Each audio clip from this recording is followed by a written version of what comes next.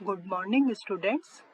Myself, Dr. Rajni Sharma, Associate Professor History, Government College Kishangarh.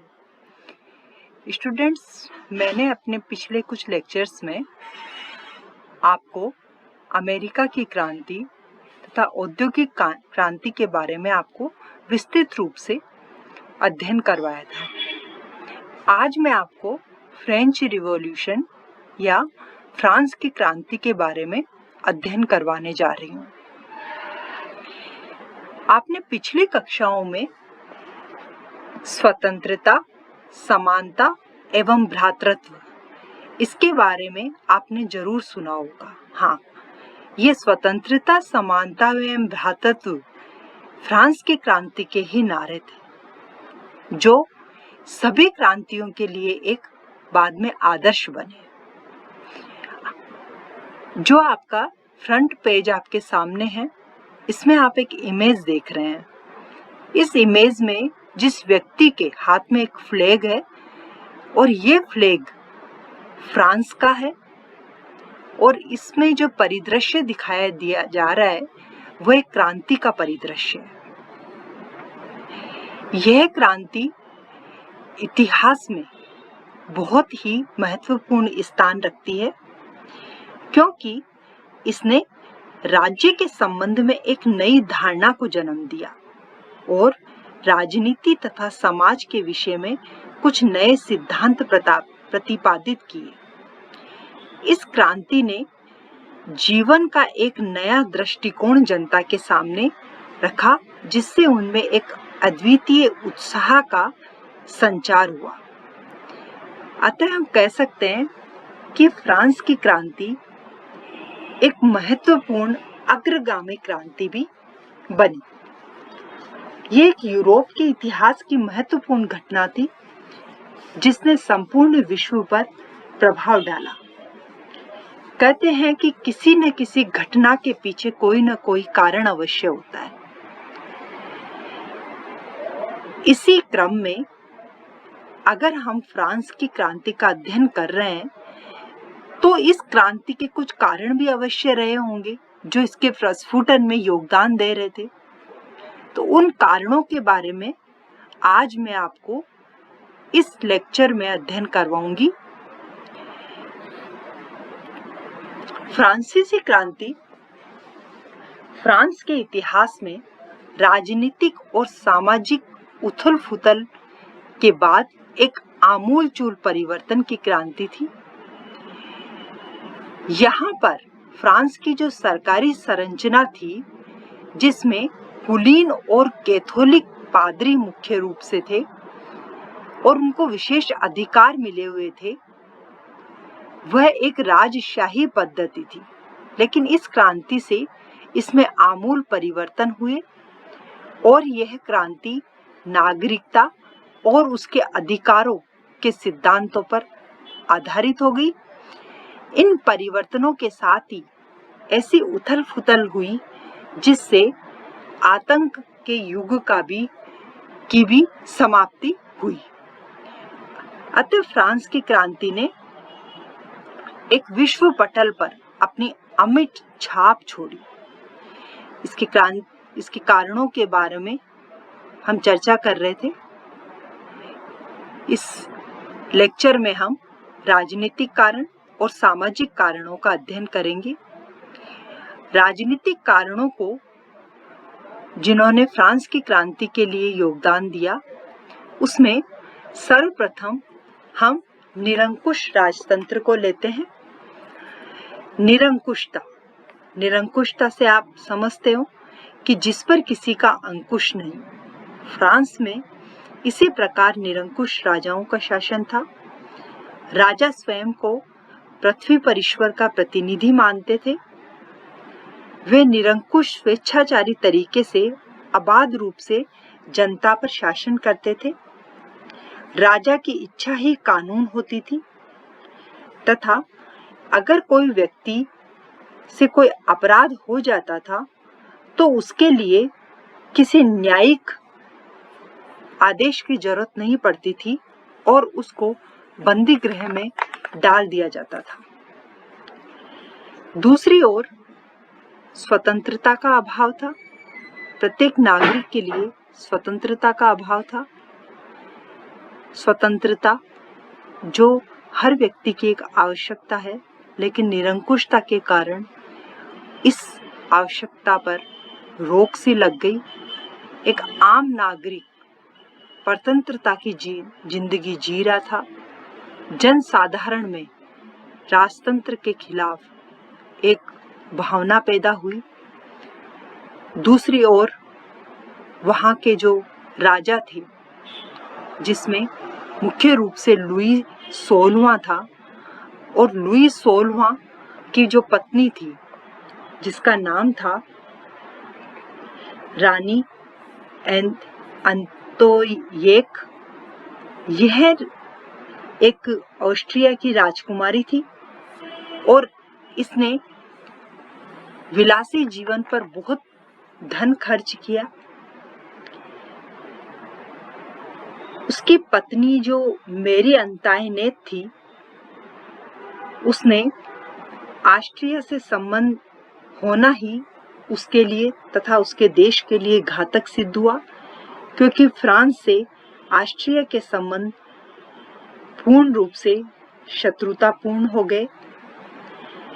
राज्य में जो भी व्याप्त भ्रष्टाचार था, करों का अत्यधिक बोझ था तथा सुधार योजनाओं की असफलता थी, इसके लिए जनसाधारण उसकी पत्नी लुई 16वें की पत्नी मेरी अंतायनेत को ही उत्तरदायी ठहराने लगे और उसे मैडम डेफिसिट भी कहा जाने लगा।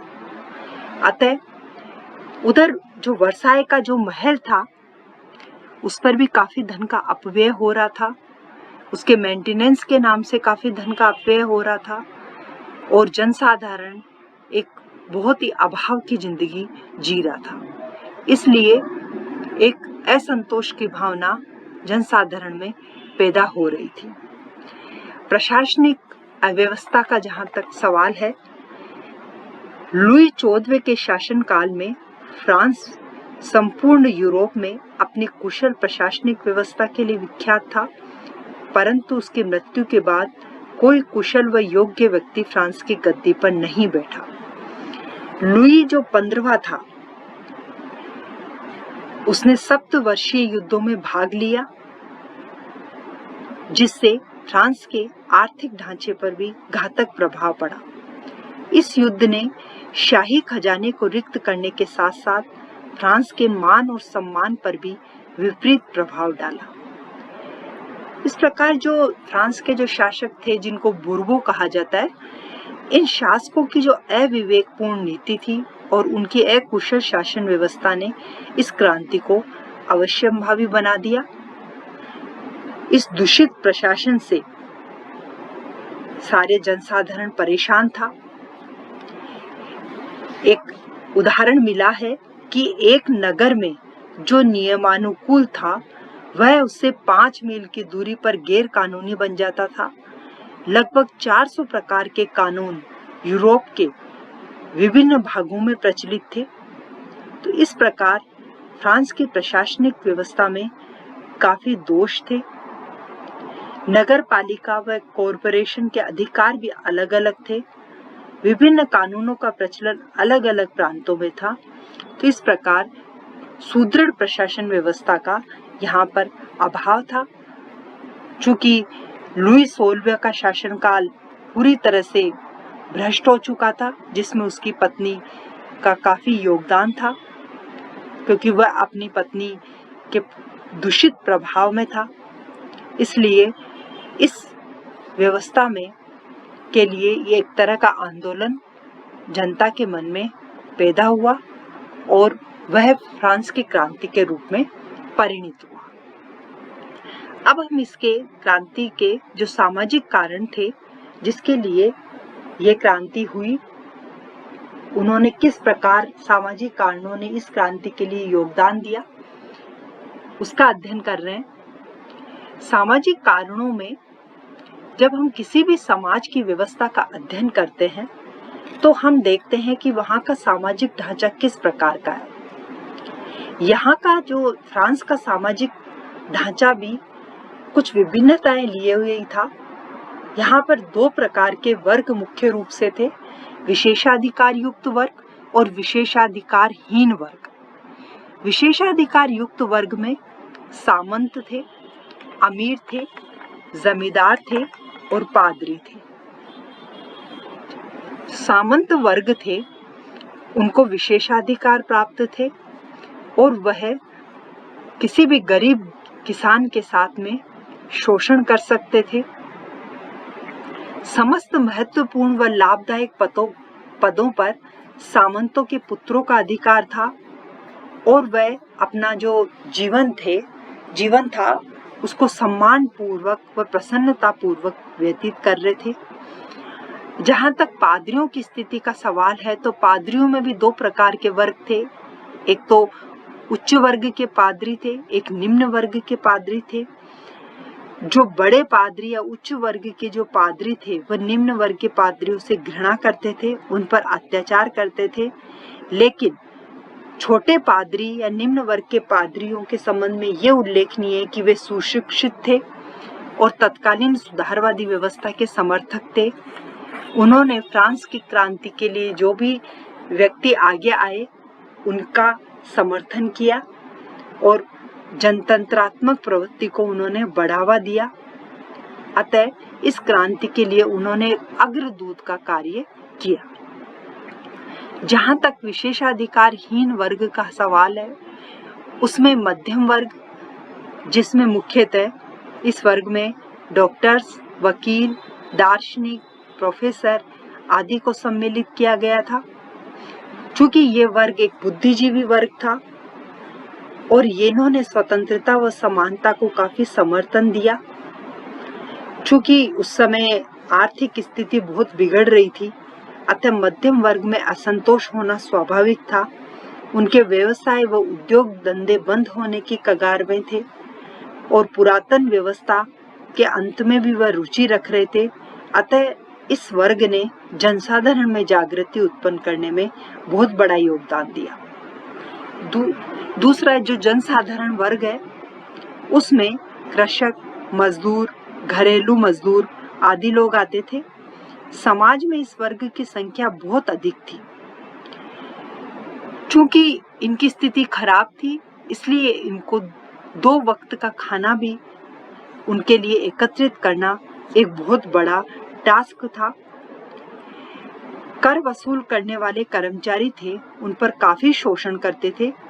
यदि कोई किसान लगान अदा नहीं करता तो वसूल करने वाले कर्मचारी उसके घर में घुस जाते थे और उसकी वस्तुओं को इधर उधर फेंक कर उसे आतंकित करते थे। जो किसान वर्ग था उसको न केवल कर अदा करना पड़ता था बल्कि उसको बेगारी भी देनी पड़ती थी।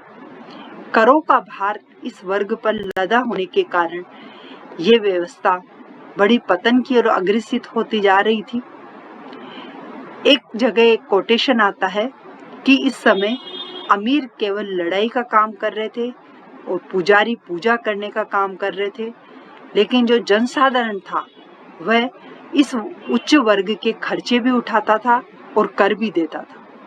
अतः हम देखते हैं कि जो विशेषाधिकारहीन वर्ग था फ्रांस में, उसकी स्थिति बहुत दयनीय और वर्तमान व्यवस्था शासन पद्धति से वह बहुत असंतुष्ट थे। वह उसमें आमूलचूल परिवर्तन लाना चाहते थे। अतः इस क्रांति का उन्होंने बहुत समर्थन किया। अब मैं इसके नेक्स्ट जो आपको लेक्चर दूंगी उसमें इसके आर्थिक कारण और बौद्धिक कारणों के बारे में मैं आपको विस्तृत रूप से अध्ययन करवाऊंगी कि इस क्रांति के लिए आर्थिक और बौद्धिक कारण किस प्रकार उत्तरदायी थे और क्रांति की प्रगति के बारे में भी आपको बताऊंगी। क्रांति की जो प्रगति का सवाल है तो उसमें एक कड़ी थी जिसका थोड़ा सा मैं आपको हिंट दे रही हूँ। यह है बास्तिल का दुर्ग। इस बास्तिल का दुर्ग जो है वह फ्रांस की क्रांति का बहुत बड़ा प्रतीक माना जाता है, क्योंकि जनसाधारण ने इस दुर्ग के पतन में अपना बहुत बड़ा योगदान दिया। तो ये सब हम अब नेक्स्ट अपने लेक्चर में इसका अध्ययन करेंगे। धन्यवाद।